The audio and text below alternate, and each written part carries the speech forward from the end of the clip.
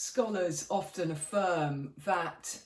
we can see that Jesus of Nazareth fulfills the Messianic profile of the Hebrew Bible only with hindsight, because the approach that God had to deliver humanity from evil, chaos and death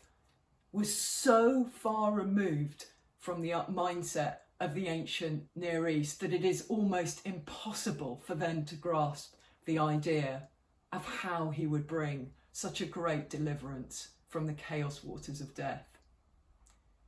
But with the benefit of hindsight, we can read some poems and prophecies that show us of a way that was totally countercultural. In Psalm 22, we see a David figure, a human figure, a king figure who suffers incredible persecution, assault, enemy attack. And it is so poignant that Jesus, the historical Jesus of Nazareth, in Aramaic, in his mother tongue, speaks out the first words of this psalm. My God, why have you forsaken me? Knowing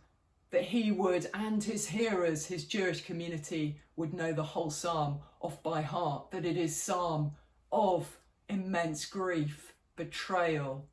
suffering, descent, but also finally a psalm of confidence in God, in his capacity to raise up and restore. With the benefit of hindsight, we can see that Jesus fulfills the Messianic profile of the Hebrew Bible, but fulfills it in a way that's totally countercultural. Rather than coming as a conquering king to establish supremacy and dominance in the way the world works east of Eden, he recovers Eden through coming and taking on the depths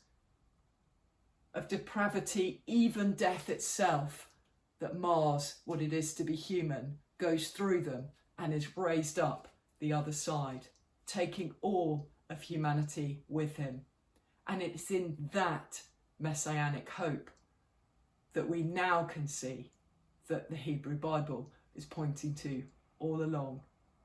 One who would deliver us from the chaos waters of death, because he took them all within himself and allowed them to die in him, and he was physically raised from the dead, inaugurating forever a new creation that would never be tainted by humanity's fall into descent again.